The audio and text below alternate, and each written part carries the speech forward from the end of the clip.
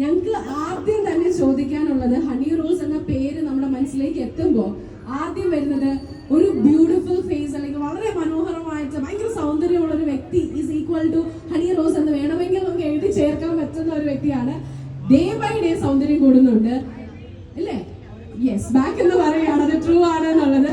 അപ്പോൾ yes, something is there. ആ secret ആണ് ഞങ്ങൾ ആദ്യം തന്നെ ചോദിക്കുന്നത്. എന്താണ് സൗന്ദര്യത്തിന്റെ രഹസ്യം? എന്ത് ബ്യൂട്ടി കെയർ അല്ലെങ്കിൽ സ്കിൻ കെയർ പ്രോഡക്ട്സ് എന്തോ യൂസ് ചെയ്യുന്നുണ്ട് അല്ലേ? എനിക്ക് തോന്നുന്നു പർപ്പിൾ ഇവിടെ വരുന്നു എന്ന് അറിഞ്ഞപ്പോൾ തൊട്ട് തുടങ്ങിയ ഗ്ലോ ആണെന്ന് തോന്നുന്നു. അങ്ങനെ ഉണ്ടായ ഗ്ലോ ആണ്. ഇനിയിപ്പം പർപ്പിൾ വന്നില്ല, എനിക്ക് കൂടിക്കൊണ്ടിരിക്കും. ഓക്കെ, ഇനി മറ്റൊരു ചോദ്യം കൂടെയുണ്ട്. ഈ കണ്ണടയുടെ പ്രത്യേകത എന്താണ്? എന്തോ ഒരു സംഭവം ഒളിഞ്ഞിരിക്കുന്നുണ്ട് ഇതിന്റെ പിന്നില്. അറിയാൻ ആഗ്രഹമില്ലേ? ഉണ്ടോ?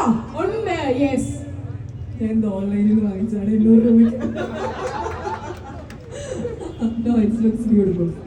ഈ ഒരു കോസ്റ്റ്യൂമിന്റെ ഔട്ട്ഫിറ്റിന്റെ കൂടെ പോകുന്നത്.